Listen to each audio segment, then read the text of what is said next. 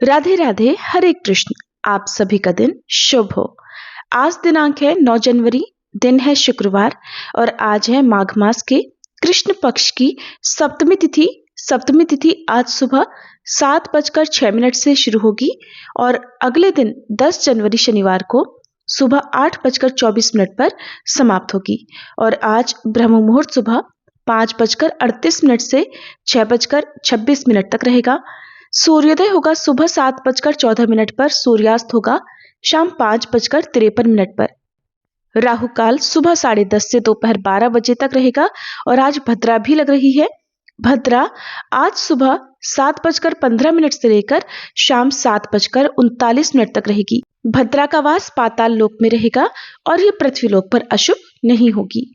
आइए पहले सुनते हैं सीता नित्यनेम की कथा, उसके बाद आप सुनेंगे माघ मास महात्म्य का आज का अध्याय, फिर भागवत कथा। इस कहानी को सीता माता कहती थी और प्रभु श्री राम सुना करते थे। एक दिन श्री राम भगवान को किसी काम के लिए बाहर जाना पड़ा तो सीता माता कहने लगी कि भगवान, मेरा तो 12 वर्ष का नित्यनेम है, अब आप बाहर जाएंगे तो मैं अपनी कहानी किसे सुनाऊंगी। तब श्री राम ने कहा कि सीते, आप कुएं की पाल पर जाकर बैठ जाना और वहां पर जो भी औरतें पानी भरने आएंगी उन्हें अपनी कहानी सुना दिया करना। सीता माता कुएं की पाल पर जाकर बैठ गई। तभी एक स्त्री आई। उसने रेशम की जरी की साड़ी पहन रखी थी और सोने का घड़ा ले रखा था। सीता माता उसे देखकर कहने लगी, बहन, मेरा 12 वर्ष का नित्यनेम सुन लो। पर वह स्त्री बोली कि मैं तुम्हारा नित्यनेम सुनूंगी तो मुझे तो घर जाने में देर हो जाएगी और मेरी सास मुझसे झगड़ा करेगी। इसलिए उसने कहानी नहीं सुनी और अपने घर चली गई। लेकिन उसके घर जाते ही उसकी रेशम जरी की साड़ी फट गई। सोने का घड़ा मिट्टी के घड़े में बदल गया। सासू ने देखा तो पूछा, अरे बहू, ये किसका दोष अपने सिर लेकर आ गई है। बहू बोली, माँ जी, कुएं पर एक औरत बैठी थी, उसने अपनी कहानी सुनने के लिए कहा, लेकिन मैंने नहीं सुनी। शायद उसी का ये फल मुझे मिला है। बहू की बात सुनकर अगले दिन वही साड़ी और वही घड़ा लेकर सास कुएं की पाल पर गई। सास को वहीं पर सीता माता बैठी मिली तो माता सीता ने कहा, बहन, मेरी कहानी सुन लीजिए। सासू बोली, एक बार छोड़, मैं तो 4 बार कहानी सुन लूंगी। तब सीता माता बोली, राम आए लक्ष्मण आए, देश के पुजारी आए, नित नेम का नेम लाए, आओ राम बैठो राम, तपी रसोई जीमो राम, माखन मिश्री खाओ राम, दूध पताशा पियो राम, सूत के पलका मोठो राम, शाल दुशाला पोठो राम, शाल दुशाला ओढ़ो राम, जब बोलूं राम ही राम, राम सवारे सबके काम, खाली घर भंडार भरेंगे, सबका बेड़ा पार करेंगे। श्री राम जय जय राम। सासू बोली, बहन, कहानी तो बहुत अच्छी लगी। फिर कहानी सुनकर सासू घर चली गई और उसकी साड़ी फिर से रेशम जरी की बन गई। मिट्टी का घड़ा भी फिर वापस से सोने के घड़े में बदल गया। बहू ने देखा तो कहने लगी, सासू माँ, आपने ये सब कैसे किया। सासू बोली, बहू, तू दोष लगाकर आई थी और मैं अब दोष उतार कर आ रही हूँ। बहू ने पूछा कि माँ जी, वह कुएं वाली स्त्री कौन है। सासू ने बताया कि वह तो सीता माता थी। वो पुराने से नया कर देती हैं, खाली घर में भंडार भर देती हैं। वह लक्ष्मी जी का वास घर में कर देती हैं और मनुष्य की जो भी इच्छा हो उसे पूर्ण कर देती हैं। बहू बोली, माँ जी, फिर तो ऐसी कहानी मुझे भी सुना दो। सास बोली कि ठीक है, तुम भी सुनो। फिर सास ने कहानी शुरू की। राम आए लक्ष्मण आए, देश के पुजारी आए, नित नेम का नेम लाए, आओ राम बैठो राम, तपी रसोई जीमो राम, माखन मिश्री खाओ राम, दूध बताशा पियो राम, सूत के पलका मोठो राम, शाल दुशाला पोठो राम, शाल दुशाला ओढ़ो राम, जब बोलूं राम ही राम, राम सवारे सबके काम, खाली घर भंडार भरेंगे, सबका बेड़ा पार करेंगे, बोलो श्री राम जय जय राम। कहानी सुनकर बहू बोली, माँ जी, कहानी तो बहुत अच्छी है। सासू ने कहा, ठीक है, अब से हम इस कहानी को रोज किया करेंगे। अब सास बहू रोज सवेरे उठती, नहाती धोती और पूजा करने के बाद नित्य नेम की सीता माता की कहानी कहती। एक दिन की बात है, उनके यहाँ पड़ोस की एक औरत आई और बोली कि बहन जरा सी आँच तो देना। तो बहू बोली कि आँच तो अभी हमने जलाई ही नहीं। पड़ोसन बोली तो फिर तुम सुबह 4 बजे से उठकर क्या कर रही हो? तो उन्होंने कहा कि हम तो सुबह सुबह उठकर पूजा करते हैं, फिर सीता माता की नित्य नेम की कहानी कहते हैं। पड़ोसन ने उनकी बात सुनकर फिर कहा कि सीता माता की कहानी कहने से तुम्हें क्या मिला?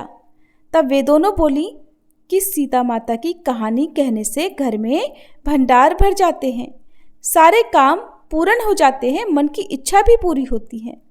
पड़ोसन ने कहा बहन अगर ऐसा है तब तो फिर मुझे भी कहानी सुना दो। तब बहू बोली कि ठीक है, तुम भी ये कहानी सुन लो। राम आए लक्ष्मण आए, देश के पुजारी आए, नित नेम का नेम लाए। आओ राम बैठो राम, तपी रसोई जीमो राम, माखन मिश्री खाओ राम, दूध बताशा पियो राम, सूत के पल का मोठो राम, शाल दुशाला पोठो राम, शाल दुशाला ओढ़ो राम।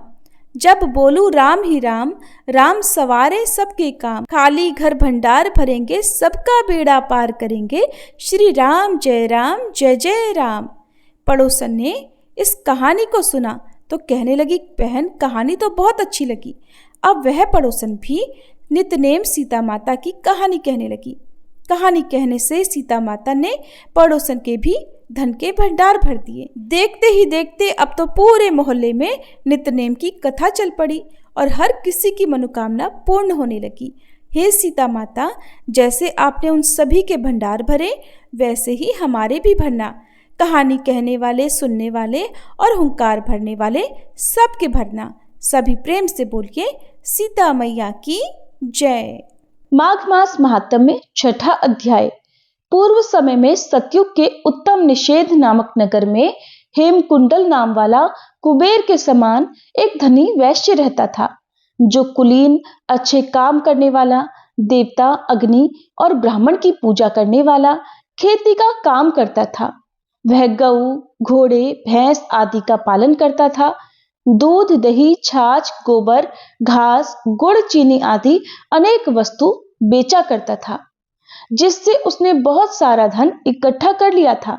जब वह वृद्ध हो गया तो मृत्यु काल निकट समझकर उसने धर्म के कार्य करने प्रारंभ कर दिए। भगवान विष्णु का मंदिर बनवाया, कुआं, तालाब, बावड़ी, आम, पीपल आदि वृक्ष के तथा सुंदर बाग बगीचे लगवाए।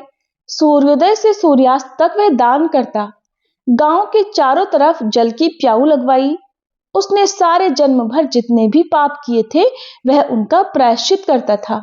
इस प्रकार उसके 2 पुत्र उत्पन्न हुए थे, जिनका नाम उसने कुंडल और विकुंडल रखा था। वे दोनों लड़के जब युवावस्था के हुए तो हेमकुंडल वैश्य गृहस्थी का सब कार्य सौंपकर तपस्या करने के लिए वन में चला गया और वहां श्री विष्णु भगवान की आराधना में शरीर को सुखाकर अंत में विष्णु लोक को प्राप्त हुआ। उसके दोनों पुत्र लक्ष्मी के मद को प्राप्त होकर बुरे कर्मों में लग गए। वेश्यागामी वीणा और बाजे लेकर वेश्याओं के साथ गाते फिरते थे। अच्छे सुंदर वस्त्र पहनकर, सुगंधित तेल, इत्र आदि लगाकर, भांड और खुशामदियों से घिरे हुए हाथी की सवारी और सुंदर घरों में रहते थे। इस प्रकार ऊपर बोए बीज के समान वह अपने धन को बुरे कामों में नष्ट करते थे। कभी किसी सत्पात्र आदि को दान नहीं करते थे, न ही कभी हवन, देवता या ब्रह्मा जी की सेवा तथा श्री विष्णु का ही पूजन किया करते।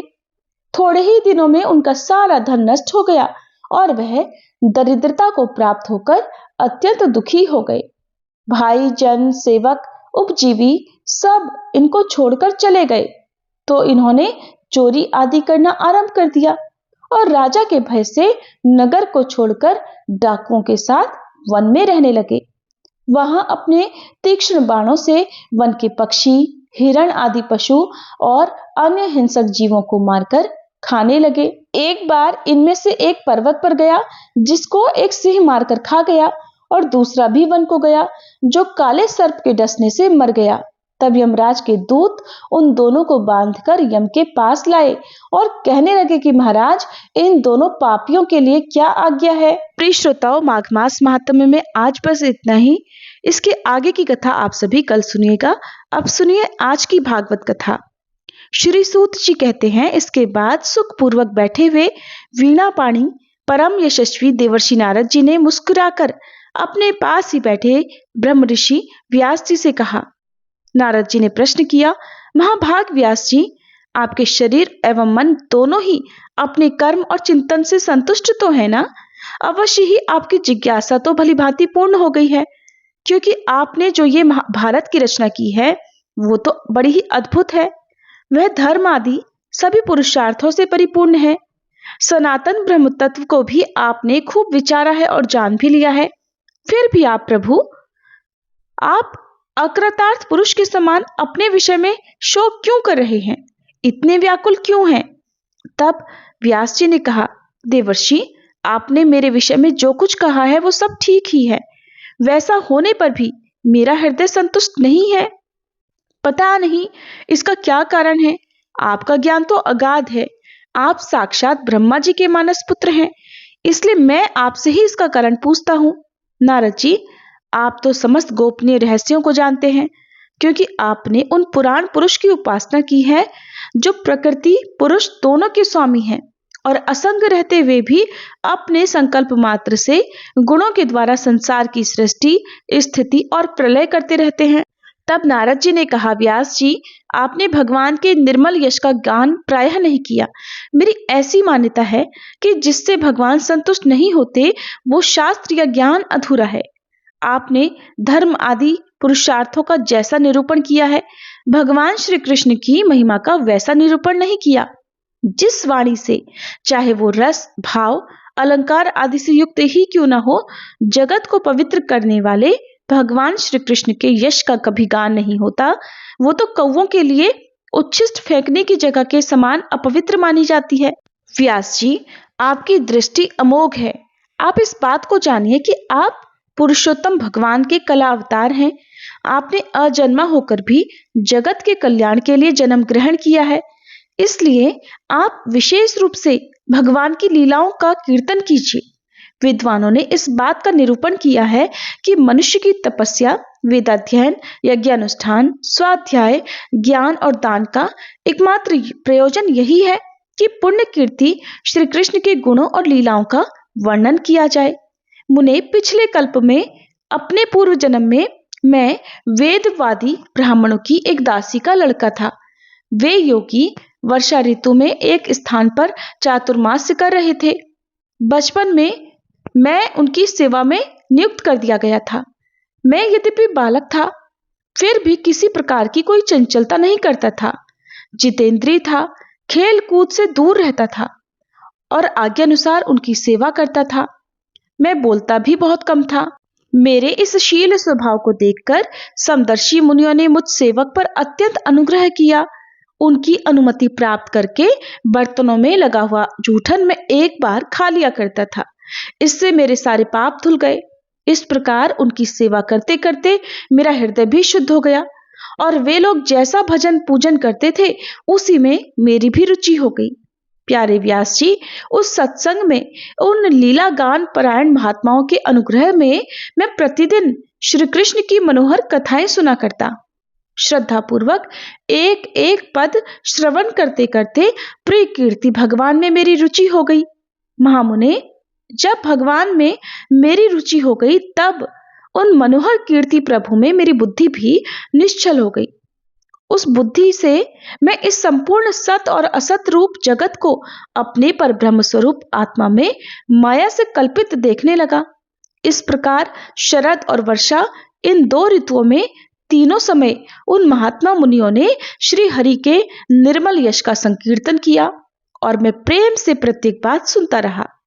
अब चित्त के रजोगुण और तमोगुण को नाश करने वाली भक्ति का मेरे हृदय में प्रादुर्भाव हो गया। मैं उनका बड़ा ही अनुरागी था, विनयी था। उन लोगों की सेवा से मेरे पाप नष्ट हो चुके थे। मेरे हृदय में श्रद्धा थी, इंद्रियों में संयम था और शरीर, वाणी और मन से मैं उनका आज्ञाकारी था। उन दीन वत्सल महात्माओं ने जाते समय कृपा करके मुझे उस गुह्यतम ज्ञान का उपदेश किया, जिसका उपदेश स्वयं भगवान ने अपने श्रीमुख से किया है। उस उपदेश से ही जगत के निर्माता भगवान श्री कृष्ण की माया के प्रभाव को मैं जान सका, जिसके जान लेने पर उनके परम पद की प्राप्ति हो जाती है। सत्य संकल्प व्यास जी, पुरुषोत्तम भगवान श्री कृष्ण के प्रति समस्त कर्मों को समर्पित कर देना ही संसार के तीनों तापों की एकमात्र औषधि है। ये बात मैंने आपको बतला दी। व्यास जी, आपका ज्ञान पूर्ण है, आप भगवान की ही कीर्ति का, उनकी प्रेममयी लीला का वर्णन कीजिए। उसी से बड़े बड़े ज्ञानियों की भी जिज्ञासा पूर्ण होती है। जो लोग दुखों के द्वारा बार बार रौंदे जा रहे हैं, उनके दुख की शांति इसी से हो सकती है और कोई उपाय नहीं है। श्री सूत जी कहते हैं, शौनक जी, देवर्षि नारद जी के जन्म और साधना की बात सुनकर सत्यवती नंदन भगवान श्री व्यास जी ने उनसे फिर ये प्रश्न किया कि नारद जी, जब आपको ज्ञानोपदेश करने वाले महात्मागण चले गए, तब फिर आपने क्या किया? उस समय तो आपकी अवस्था बहुत छोटी थी। स्वयंभू, आपकी शेष आयु फिर किस प्रकार व्यतीत हुई और मृत्यु के समय आपने किस विधि से अपने शरीर का परित्याग किया? देवर्षि, काल तो सभी वस्तुओं को नष्ट कर देता है। उसने आपकी इस पूर्व कल्प की स्मृति का कैसे नाश नहीं किया? आपको सब कुछ कैसे याद है?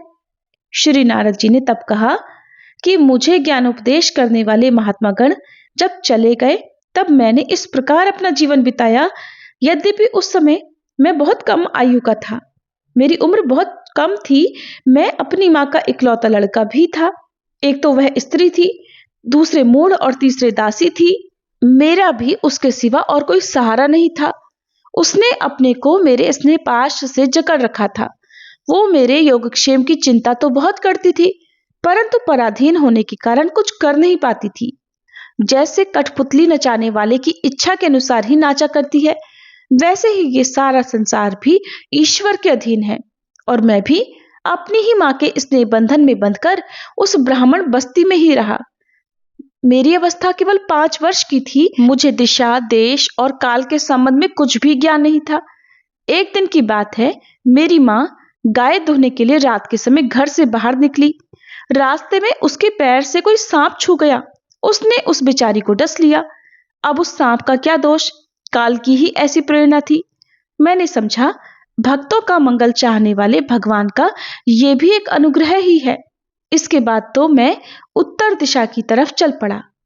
उस ओर मार्ग में मुझे अनेकों धन धान्य से संपन्न देश, नगर, गांव, अहीरों की चलती फिरती बस्तियां, खाने, खेड़े, नदी और पर्वतों के तटवर्ती पड़ाव, वाटिकाएं, वन, उपवन और रंग बिरंगी धातुओं से युक्त विचित्र पर्वत दिखाई पड़े।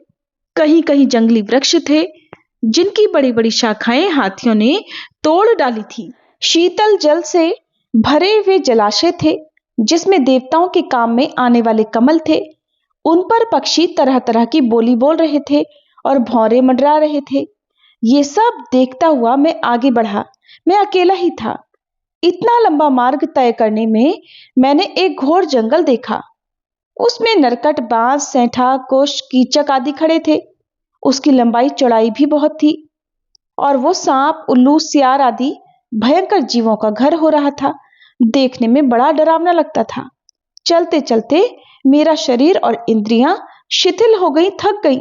फिर मुझे बड़े जोर की प्यास लगी और भूखा तो मैं था ही। वहां पर एक नदी मिली। उसके कुंड में मैंने स्नान, जलपान और आचमन किया, जिससे मेरी थकावट दूर हो गई।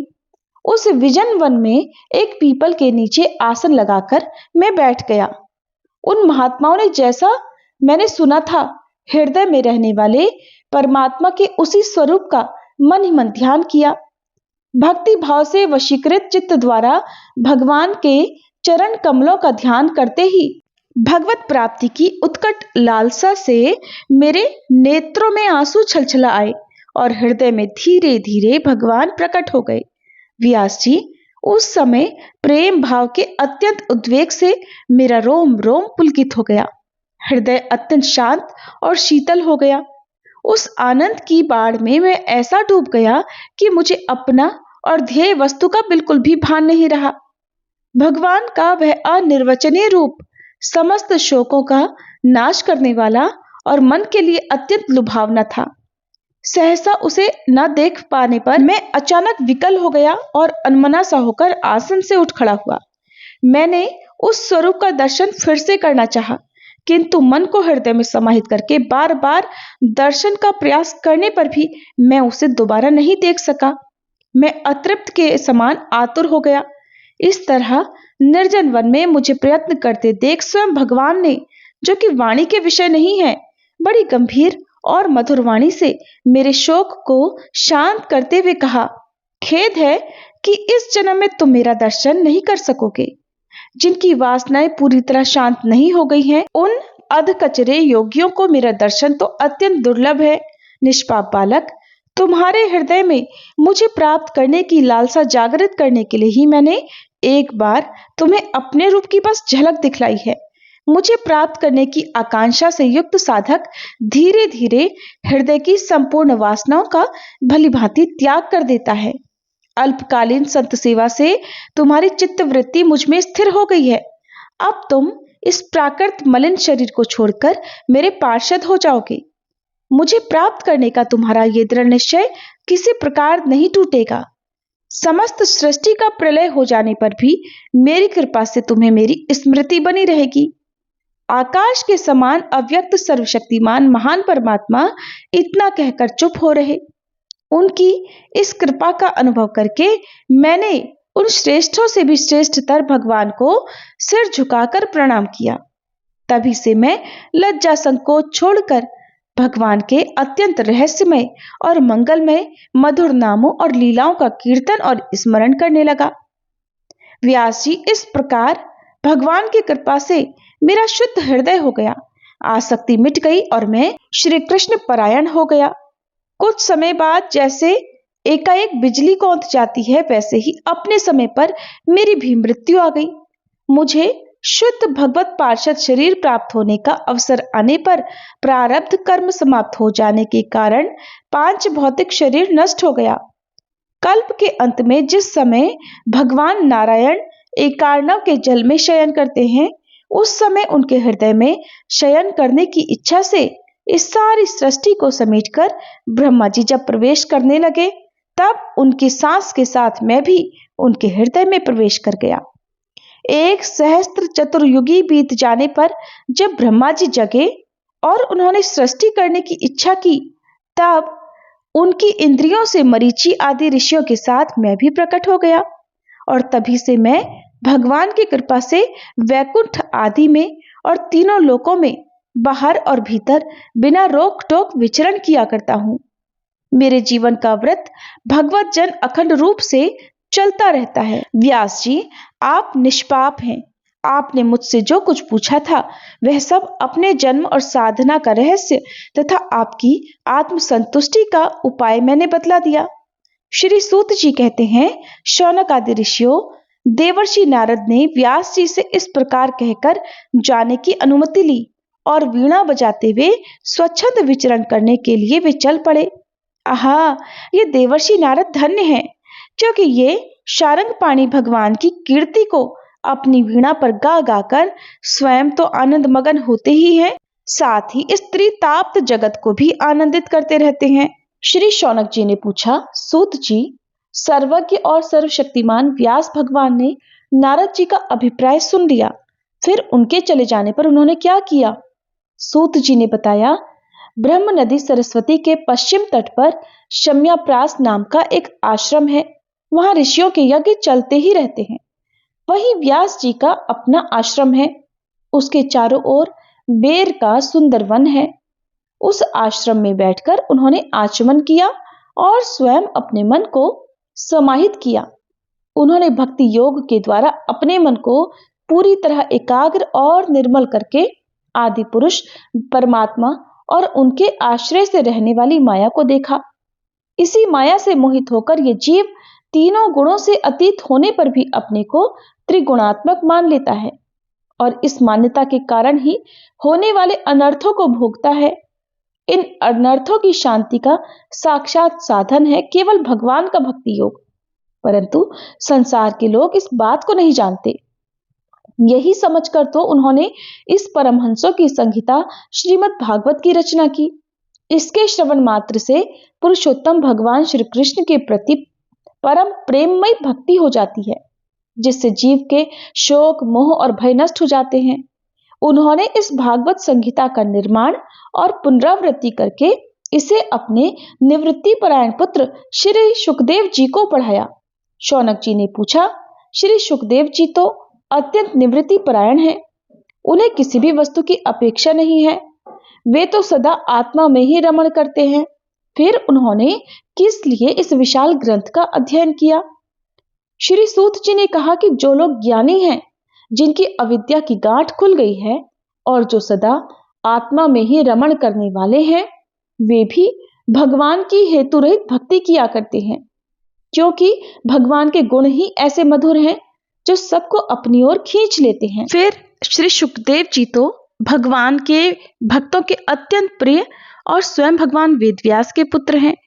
भगवान के गुणों ने उनके हृदय को अपनी ओर खींच लिया और उन्होंने उससे विवश होकर ही इस विशाल ग्रंथ का अध्ययन किया। शौनक जी, अब मैं राजर्षि परीक्षित के जन्म, कर्म और मोक्ष की और पांडवों के स्वर्गारोहण की कथा कहता हूँ, क्योंकि इन्हीं से भगवान श्री कृष्ण की अनेकों कथाओं का उदय होता है। जिस समय महाभारत युद्ध में कौरव और पांडव दोनों पक्षों के बहुत से वीर वीरगति को प्राप्त हो चुके थे और भीमसेन की गदा के प्रहार से दुर्योधन की जांघ टूट चुकी थी, तब अश्वत्थामा ने अपने स्वामी दुर्योधन का प्रिय कार्य समझकर द्रौपदी के सोते हुए पुत्रों के सिर काटकर उसे भेंट किए। ये घटना दुर्योधन को भी अप्रिय ही लगी, क्योंकि ऐसे नीच कर्म की तो सभी निंदा ही करते हैं। उन बालकों की माता द्रौपदी अपने पुत्रों का निधन सुनकर अत्यंत दुखी हो गई। उनकी आंखों में आंसू छलछलाए, वह रोने लगी। तब अर्जुन ने उन्हें सांत्वना देते हुए कहा, कल्याणी, मैं तुम्हारे आंसू तब पोंछूंगा जब उस आतताई ब्राह्मण धम का सिर गांडीव धनुष के बाणों से काटकर तुम्हें भेंट करूंगा, और पुत्रों की अंत्येष्टि क्रिया के बाद तुम उस पर पैर रखकर स्नान करोगी। अर्जुन ने इन मीठी और विचित्र बातों से द्रौपदी को सांत्वना दी और अपने मित्र भगवान श्री कृष्ण की सलाह से उन्हें सारथी बनाकर कवच धारण करके और अपने भयानक गांडीव धनुष को लेकर वे रथ पर सवार हो गए तथा गुरुपुत्र अश्वत्थामा के पीछे दौड़ पड़े। उधर बच्चों की हत्या से अश्वत्थामा का मन भी उद्विग्न हो गया था। जब उसने दूर से ही देखा कि अर्जुन मेरी ओर झपटे हुए आ रहे हैं, तो वह अपने प्राणों की रक्षा के लिए पृथ्वी पर जहां तक भाग सकता था, रुद्र से भयभीत सूर्य की तरह भागता रहा। जब उसने देखा कि मेरे रथ के घोड़े थक गए हैं, मैं बिल्कुल अकेला पड़ गया हूं, तब उसने अपने आप को बचाने का एकमात्र साधन ब्रह्मास्त्र ही समझा। यद्यपि उसे ब्रह्मास्त्र को लौटाने की विधि पता नहीं थी, फिर भी प्राणों को संकट में पड़ा देखकर उसने आचमन किया और ध्यानमग्न होकर ब्रह्मास्त्र का संधान किया। उस अस्त्र से सब दिशाओं में एक बड़ा प्रचंड तेज फैल गया। अर्जुन ने देखा कि अब तो मेरे प्राणों पर ही आ बनी है, तो उन्होंने श्री कृष्ण से प्रार्थना की। अर्जुन ने कहा, हे श्री कृष्ण, आप सच्चिदानंद स्वरूप परमात्मा हो, आपकी शक्ति अनंत है, आप ही भक्तों को अभय देने वाले हो। जो संसार की धधकती हुई आग में जल रहे हैं, उन जीवों को उससे उबारने वाले एकमात्र आप ही हो। आप प्रकृति से परे रहने वाले आदि पुरुष साक्षात परमेश्वर हो। अपनी चित्त शक्ति से बहिरंग और त्रिगुणमयी माया को दूर भगाकर अपने अद्वितीय स्वरूप में स्थित हो। वहीं आप अपने प्रभाव से माया मोहित जीवों के लिए धर्मादिरूप कल्याण का विधान करते हो। आपका ये अवतार पृथ्वी का भार हरण करने के लिए और आपके अनन्य प्रेमी भगवत जनों के निरंतर स्मरण ध्यान करने के लिए है। हे श्री कृष्ण, देखिए, ये भयंकर तेज सब ओर से मेरी ओर ही आ रहा है। ये क्या है, कहां से और क्यों आ रहा है, इसका मुझे बिल्कुल नहीं पता। तब भगवान ने कहा, अर्जुन, ये अश्वत्थामा का चलाया हुआ ब्रह्मास्त्र है। ये बात समझ लो कि प्राण संकट उपस्थित होने से उसने इसका प्रयोग तो कर दिया है, परंतु वह इस अस्त्र को लौटाना नहीं जानता। किसी भी दूसरे अस्त्र में इसको दबा देने की शक्ति नहीं है। तुम शस्त्रास्त्र विद्या को भलीभांति जानते ही हो। ब्रह्मास्त्र के तेज से ही इस ब्रह्मास्त्र की प्रचंड अग्नि को बुझा दो। सूत जी कहते हैं, अर्जुन विपक्षी वीरों को मारने में बड़े प्रवीण थे। भगवान की यह बात सुनकर उन्होंने आचमन किया और भगवान की परिक्रमा करके ब्रह्मास्त्र के निवारण के लिए ब्रह्मास्त्र का ही संधान किया।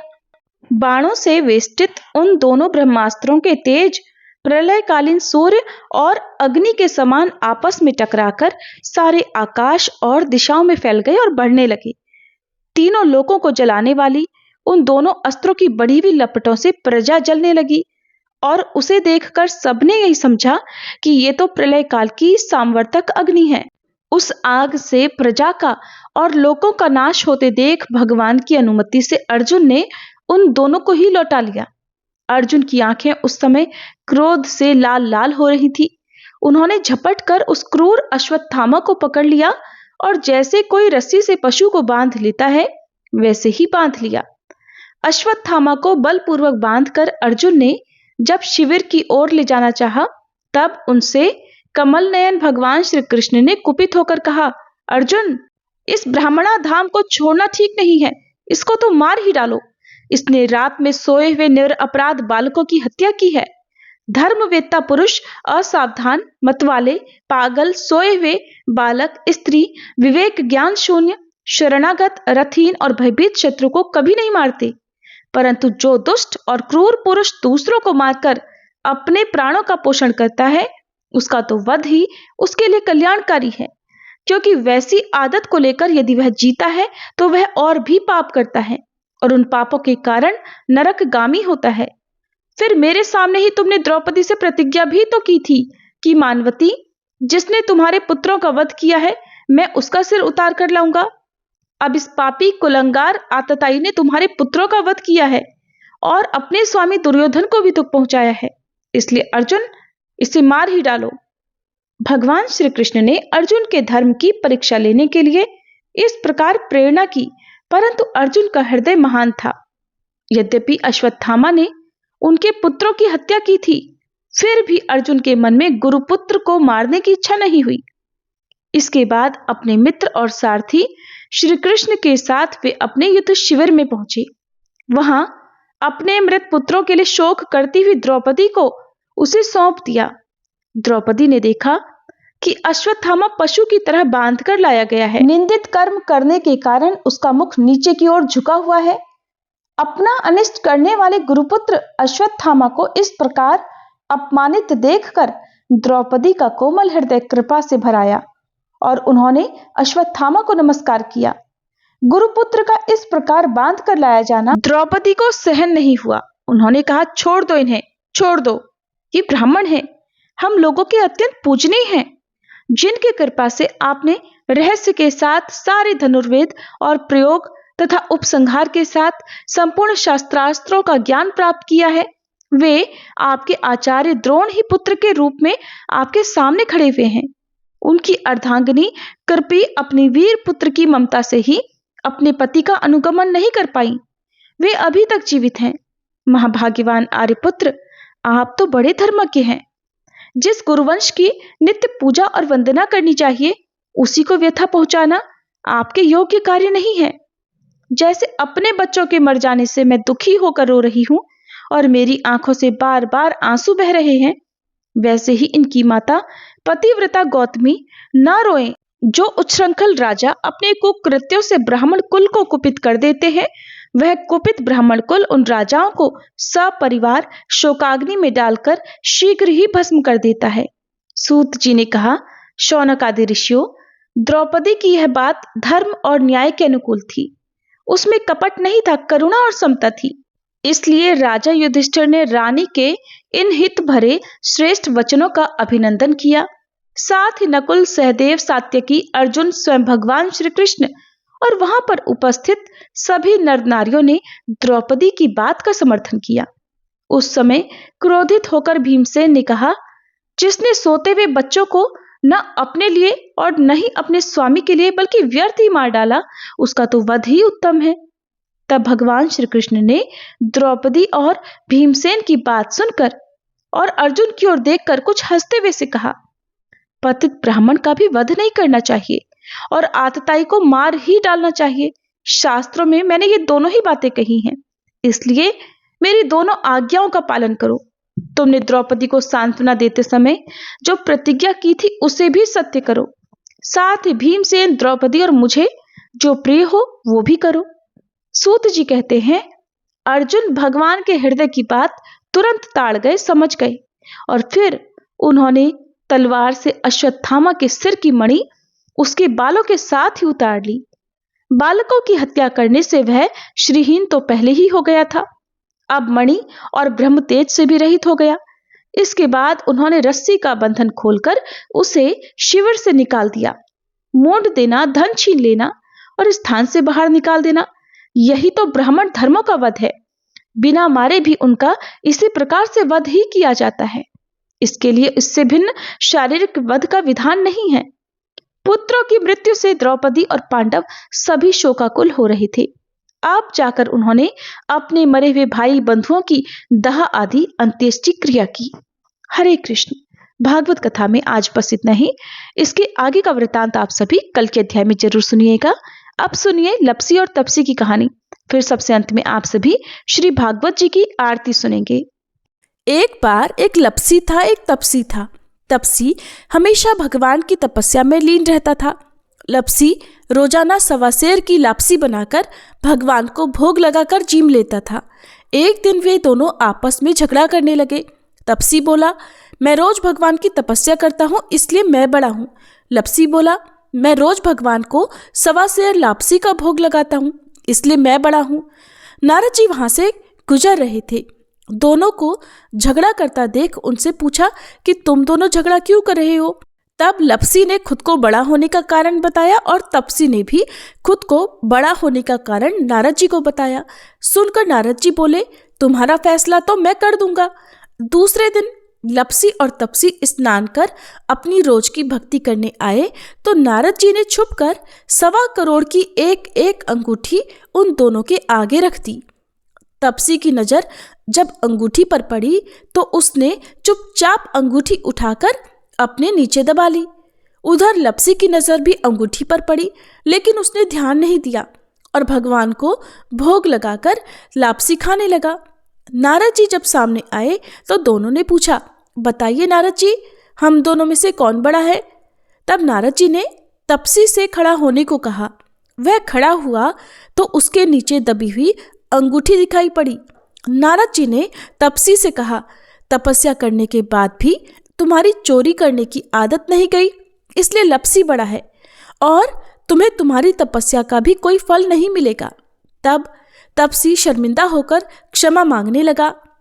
उसने नारद जी से पूछा, नारद जी, मेरी तपस्या का फल फिर मुझे कैसे मिलेगा। तब देवर्षि नारद जी ने बताया, अगर कोई गाय और कुत्ते की रोटी नहीं बनाएगा तो फल तुझे मिलेगा। अगर कोई ब्राह्मण को जिमाकर दक्षिणा नहीं देगा तो फल तुझे मिलेगा। अगर कोई साड़ी के साथ ब्लाउज नहीं देगा तो फल तुझे मिलेगा। अगर कोई दिए से दिया जलाएगा तो फल तुझे मिलेगा। अगर कोई सारी कहानी सुने लेकिन तुम्हारी कहानी ना सुने तो फल तुझे मिलेगा। उसी दिन से हर व्रत कथा और कहानी के साथ लपसी तपसी की कहानी भी सुनी और कही जाती है। अब सुनिए श्री भागवत जी की आरती। श्री भागवत भगवान की है आरती, पापियों को पाप से है तारती। श्री भागवत भगवान की है आरती, पापियों को पाप से है तारती। ये अमर ग्रंथ, ये मुक्ति पंथ, ये पंचम वेद निराला, नव ज्योति जलाने वाला। हरि नाम यही, हरि धाम यही, हरि नाम यही, हरि धाम यही, यही जग मंगल की आरती, पापियों को पाप से है तारती।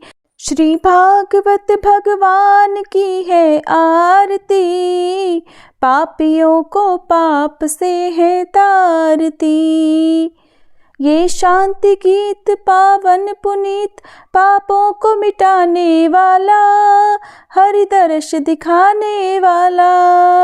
ये सुख करनी ये दुख हरनी, ये सुख करनी ये दुख हरनी, श्री मधुसूदन की आरती, पापियों को पाप से है तारती। श्री भागवत भगवान की है आरती, पापियों को पाप से है तारती। ये मधुर बोल जग फंद खोल, सन्मार्ग दिखाने वाला, बिगड़ी को बनाने वाला। श्री राम यही घनश्याम यही, श्री राम यही घनश्याम यही, यही प्रभु की महिमा की आरती, पापियों को पाप से है तारती। श्री भागवत भगवान की है आरती, पापियों को पाप से है तारती। श्री भागवत भगवान की है आरती, पापियों को पाप से है तारती।